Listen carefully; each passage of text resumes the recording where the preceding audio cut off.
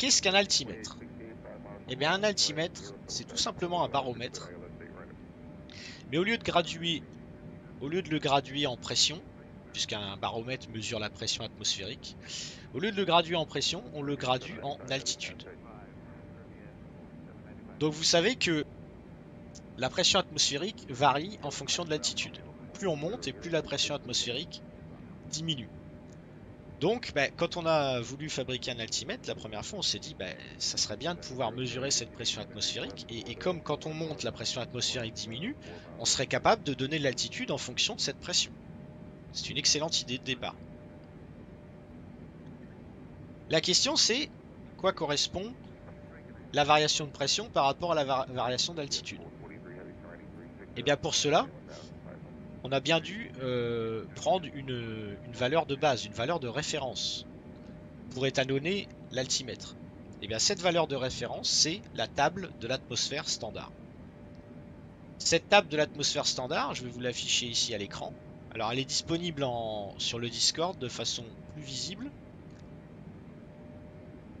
Cette table de l'atmosphère standard, elle nous dit, par exemple, au niveau de la mer, il fait 15 degrés Celsius et la pression atmosphérique est de 1013 hectopascales. Ou 29,92 pouces de mercure. Ça, c'est l'unité anglaise. Et elle nous donne les valeurs de pression pour chaque altitude. Donc on voit qu'à 1000 pieds, il y a 977 hectopascales, à 10 000 pieds, il y a 697 hectopascales, à 30 000 pieds, 301 hectopascales. Voilà. Ça, c'est une convention. Ça ne représente pas forcément l'atmosphère le jour où vous allez voler. Effectivement, il ne fait pas toujours 15 degrés au niveau de la mer. La pression atmosphérique n'est pas toujours de 1013 hectopascales au niveau de la mer. Ce jour-là, vous pouvez avoir un anticyclone, une dépression, etc. Mais la table de l'atmosphère standard sert à donner des valeurs de référence. Voilà. Parce que pour étalonner un altimètre, on a besoin d'une valeur de référence. Et donc c'est la table de l'atmosphère standard. Alors elle sert pour plein d'autres choses, hein. Elle ne sert pas que pour l'étalonnage des altimètres. Donc, à l'intérieur de l'altimètre, il y a ce qu'on appelle une capsule anéroïde. C'est une petite capsule dans laquelle on a fait le vide et qui va se déformer en fonction de la pression atmosphérique. Donc, plus on va monter en altitude, plus la capsule va se déformer. Et donc, à partir de là, on met une petite pignonnerie, une aiguille, et tout ça, après, c'est un système mécanique. Et on peut afficher une altitude par rapport à la déformation de la capsule. Donc cette capsule a été étalonnée, enfin toute cette pignonnerie a été étalonnée par rapport à l'atmosphère standard. Donc un jour parfait où l'atmosphère réelle correspond à l'atmosphère standard, lorsque la pression est de 1013 hectopascales, l'altimètre indiquera 0. Lorsque la pression est de 697 hectopascales, l'altimètre indiquera 10 000 pieds. Le souci, c'est que, comme je vous ai dit tout à l'heure, dans 95% des cas, l'atmosphère du réel du jour ne correspond pas à cette table de l'atmosphère standard. Ça serait trop beau. Donc comment on fait? Eh bien comment on fait? C'est la molette de réglage de l'altimètre qui intervient. Sur l'altimètre, vous avez une petite molette de réglage qui permet de régler la pression de référence. Quand vous allez faire tourner cette molette, vous allez faire tourner l'intégralité du mécanisme à l'intérieur de l'altimètre et vous allez modifier la référence de l'altimètre. Donc lui, l'altimètre, il a une référence de 1013 hectopascales au niveau 0, et bien vous allez faire varier cette référence. Vous allez dire non, au niveau 0, il ne fait pas 1013 hectopascales, il fait tant. Ensuite, on avait parlé du QNH et du QFE. La définition du QNH, c'est la pression que vous allez afficher dans la petite fenêtre là de réglage de l'altimètre. Vous voyez ici, je vais vous montrer. Là ici, il y a une petite fenêtre de réglage ici, au niveau de l'altimètre. Bah, le QNH, c'est la pression que vous allez devoir afficher ici, en faisant tourner la molette, afin que l'altimètre vous indique l'altitude topographique du terrain sur lequel vous êtes. Exemple, je suis sur un terrain qui est situé à 63 pieds au-dessus du niveau de la mer. Donc ça, c'est indiqué sur les cartes. Cette altitude, elle varie pas. L'altitude, le terrain, il est toujours à 63 pieds au niveau de la mer, quelles que soient les conditions du jour. Par contre, ce qui va changer, c'est ce fameux QNH. Parce que un jour J, pour avoir 63 pieds affichés sur votre altimètre, vous allez devoir afficher, par exemple, 1010 hectopascal au niveau de la petite fenêtre de réglage. Et puis le jour d'après, bah, vous aurez laissé votre avion stationner toute la nuit avec la molette de réglage ici sur 1010. Puis le jour d'après, vous allez lire 112 pieds sans rien avoir touché. Qu'est-ce qui a changé? C'est pas le terrain qui est plus haut que la veille. C'est tout simplement la pression atmosphérique qui a diminué. Donc pour ramener cette altitude indiquée sur l'altimètre à 63 pieds, il va falloir modifier la molette de réglage et afficher un QNH plus faible. Donc voilà ce que c'est le QNH. C'est la pression que vous allez afficher dans votre altimètre pour indiquer l'altitude topographique du terrain. Donc c'est la valeur qu'on utilise le plus souvent, hein, le QNH. Le QFE, c'est presque la même chose, mais c'est la pression que vous allez afficher dans votre fenêtre de réglage afin que l'altimètre indique 0 cette fois-ci. Donc quand vous serez posé sur le terrain, l'altimètre vous indiquera 0 si votre altimètre est réglé au QFE. Donc ça peut être utile dans certains cas, comme je disais la dernière fois, par exemple ici à l'aéroport de Lille, il donne souvent le QFE du seuil de piste 26 parce qu'il y a une approche de précision et ça permet d'avoir en permanence l'indication de la hauteur par rapport au seuil de piste. Donc avec un avion qui est équipé de plusieurs altimètres, on peut en mettre un au QNH et un au QFE afin vraiment de pouvoir contrôler la hauteur. Donc la différence entre hauteur et altitude, elle est fondamentale en aviation. La hauteur, c'est la distance qui sépare votre avion du sol. Ça, c'est ce qu'on appelle la hauteur. Et l'altitude, c'est la distance qui sépare votre avion du niveau moyen de la mer. Donc, ces deux valeurs sont régulièrement utilisées en aéronautique. Je vous donne un exemple très simple. On va prendre une carte d'approche, n'importe laquelle. Ici, vous avez Decision Altitude, entre parenthèses H. Mais H, ça veut dire height en anglais. Vous voyez la différence entre l'altitude et la hauteur? Regardez, l'altitude de décision, elle est de 851 pieds. Donc ça, c'est la distance entre votre avion et le niveau moyen de la mer. Ok? Et la hauteur de décision, elle est à 200 pieds. Ça, c'est la distance entre votre avion et le seuil de piste. Et la différence entre la hauteur de décision et l'altitude de décision, ben c'est quoi? Ben c'est tout simplement l'altitude topographique du terrain. On peut dire en regardant cette carte, sans avoir vu l'altitude du terrain, que l'altitude du terrain est de 651 pieds. Ici, vous avez Airport Elevation 680, TDZ2, donc Touchdown Zone Elevation. Donc là, l'altitude de la Touchdown Zone, donc la zone de toucher, 651 pieds. Et donc vous voyez que c'est exactement la différence entre l'altitude et la hauteur de décision. Donc l'altitude de décision, c'est la hauteur de décision plus l'altitude du terrain. Enfin l'altitude de la zone de toucher. Parce que dans une approche de précision comme ça, on vous donne l'altitude exacte de la zone du toucher. Hein. Airport Elevation, là 680, c'est l'altitude de l'aéroport, mais c'est l'altitude du point. Alors, soit c'est le point central de l'aéroport, soit dans certains cas ça peut être un autre point, mais je ne me souviens plus des conditions. Mais en gros, c'est voilà, c'est une altitude choisie comme ça, pas au hasard, mais au niveau de l'aéroport. Mais forcément, l'aéroport, il est pas. Chaque piste n'est pas exactement à la même altitude. Donc, dans des cartes d'altitude d'approche de précision, on vous donne vraiment l'altitude exacte du point de toucher.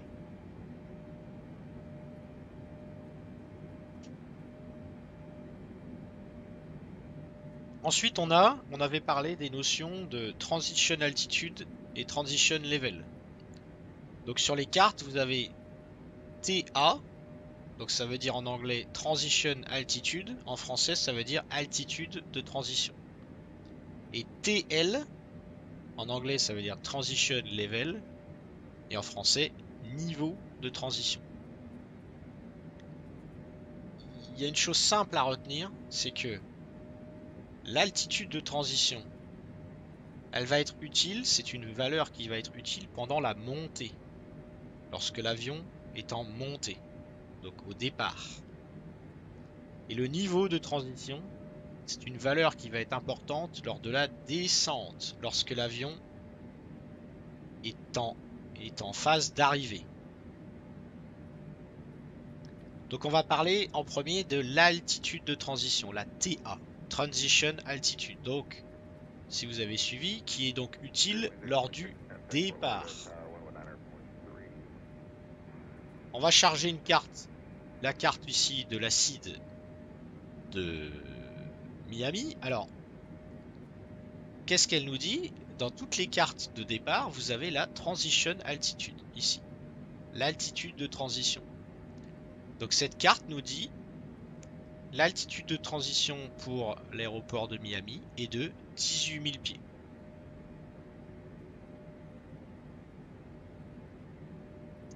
Donc qu'est-ce que ça veut dire ça concrètement? Eh bien c'est très simple, ça veut dire que lorsque vous allez décoller de l'aéroport, votre altimètre va être réglé au QNH. C'est la procédure standard. L'ATIS va vous donner le QNH du jour sur l'aéroport et aujourd'hui c'était 29,94. Bon. Pouces de mercure. Ok. Donc notre altimètre il est réglé à 29,94. Et bien concrètement, lorsque vous allez passer en montée, vous allez décoller. Vous êtes au QNH 29,94 jusqu'à l'altitude de transition. Et au moment où vous allez passer l'altitude de transition, pendant votre montée, au moment où vous allez passer 18 000 pieds, vous allez modifier le réglage de votre altimètre, le calage, et vous allez le mettre au calage standard. Le calage standard, c'est 1013 hectopascales ou 29,92 pouces de mercure. C'est ce qu'on a fait tout à l'heure. C'est pas plus compliqué que ça. C'est simplement l'altitude à laquelle on change le calage de l'altimètre. Et ensuite, pendant tout le reste du vol, enfin, tout le reste de la croisière, on va rester au calage standard. La deuxième notion qu'il faut comprendre, c'est une notion de phraséologie. On exprime l'altitude de deux façons différentes en fonction de si on est sous l'altitude de transition ou au-dessus de l'altitude de transition. Donc là, je vous parle toujours de la phase de la montée. Sous l'altitude de transition, vous exprimez votre altitude en pieds. Par exemple, 5000 pieds, 7800 pieds, 11 000 pieds. Lorsque vous passez l'altitude de transition, au-dessus de cette altitude de transition, vous exprimez votre altitude en niveau de vol. Donc au-dessus de 18 000 pieds, par exemple si je monte à 20 000 pieds, eh bien ça sera le niveau 200. Donc 20 000 divisé par 100. Hein, on exprime les altitudes en centaines de pieds. 23 000 pieds, on dira qu'on est au niveau 230. Voilà, donc ça c'est les deux choses qui interviennent donc à cette altitude de transition. Premièrement, je modifie le calage de mon altimètre, je passe au calage standard. Et deuxièmement, je n'exprime plus mes altitudes en pieds, je les exprime en niveau de vol. Et dans quel cas, du coup, si on se retrouve à 18 000, c'est toujours 18 000 ou FL 180? Alors, c'est une question très intéressante, Florusus, qui va me permettre d'aborder la couche de transition. Alors, si tu permets, je vais parler du niveau de transition et une fois que j'aurai fini sur le niveau de transition, je vais vous parler de la couche de transition et ça répondra à ta question. Ok? Ensuite, on va parler du niveau de transition, donc le TL Transition Level. Le niveau de transition, on a dit que c'était une valeur importante lors de la descente, donc lors de l'arrivée. Il va se passer deux choses lorsque votre avion va passer ce niveau de transition. La première chose, c'est que vous êtes en croisière, donc on a dit qu'on était au calage standard, 1013 hectopascal, 29,92 pouces de mercure. Lorsque vous êtes en descente et que vous allez passer ce niveau de transition, eh bien vous allez repasser au calage du QNH local. C'est pour ça que lorsque l'ATC vous donne une clairance, vous êtes au niveau 230 par exemple, ici sur Chicago. L'ATC vous donne descendez à 15 000 pieds.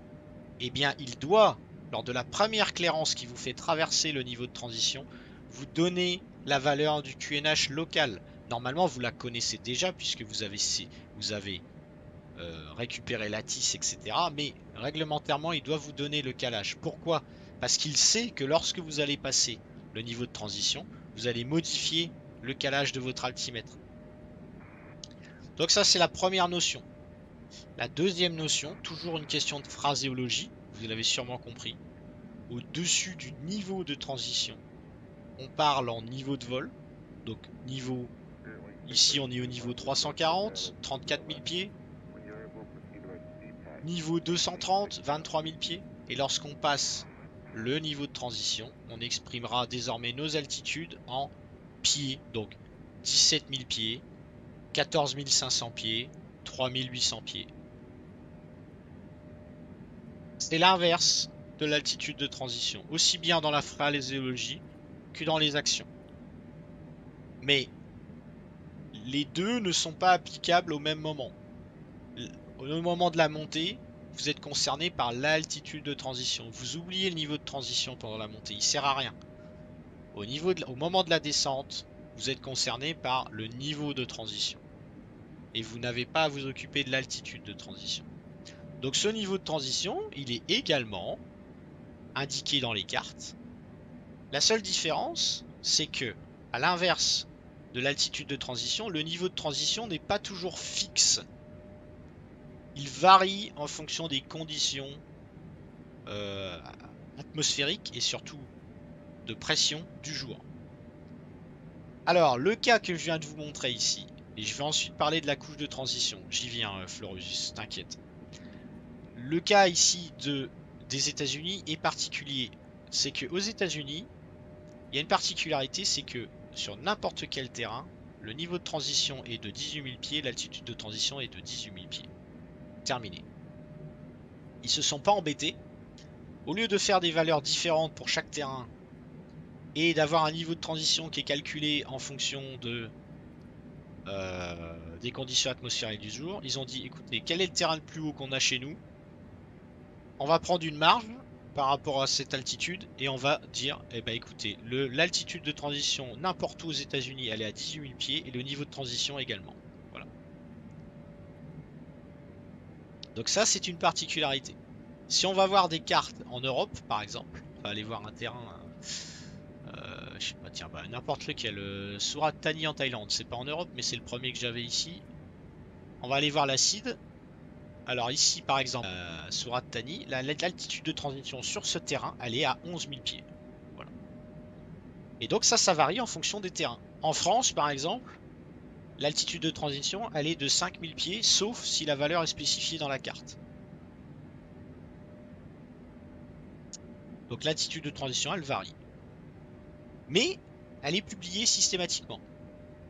À l'inverse du niveau de transition, qui n'est pas systématiquement publié, puisque il est variable en fonction des conditions atmosphériques du jour. Et donc c'est l'ATC qui le calcule et qui vous le transmet par l'intermédiaire de la TIS. C'est quand vous allez prendre la TIS de l'aéroport pour préparer, quand vous allez préparer votre arrivée, il va vous dire niveau de transition 130 par exemple. Et dans certains cas, il peut être fixe, il peut être publié. Exactement. Exactement, Sky, c'est tout à fait ça. Transition level by ATC. Et ben, c'est ce que je viens de vous expliquer. Ça veut dire que c'est l'ATC qui vous le transmettra. Donc en général par la TIS. Alors pourquoi est-ce que l'attitude de transition elle est fixe, elle est publiée, et pourquoi est-ce que le niveau de transition il est variable? Alors là c'est une petite un petit bonus, hein. Eh bien quand vous allez modifier le calage de votre altimètre, forcément vous allez avoir une grosse différence d'altitude d'un seul coup. Si vous avez une grosse différence de pression entre, exemple, le QNH local sur l'aéroport il est de 980 hectopascales. Ça peut arriver, vous avez une grosse dépression. La pression atmosphérique elle est 980 hectopascales. Vous êtes pendant votre descente. Vous êtes en descente. Donc vous avez le calage 1013 hectopascales. Passez le niveau de transition. Vous modifiez votre réglage. Donc vous passez de 1013 à 980 hectopascales. Donc vous avez 33 hectopascales de différence. Et 33 hectopascales dans les basses couches, 33 x 28, ça correspond à... Parce que dans les basses couches, 1 hectopascal correspond à 28 pieds. Ça correspond à 924 pieds. Ça veut dire que vous êtes au niveau 130, donc 13 000 pieds, et au moment où vous allez modifier votre calage altimétrique, vous allez vous retrouver, boum, à 12 000 pieds. Donc vous aurez perdu 1000 pieds d'un coup. Et donc, ça peut poser des problèmes par rapport au relief, etc. De en fait être plus bas que ce que vous le croyez.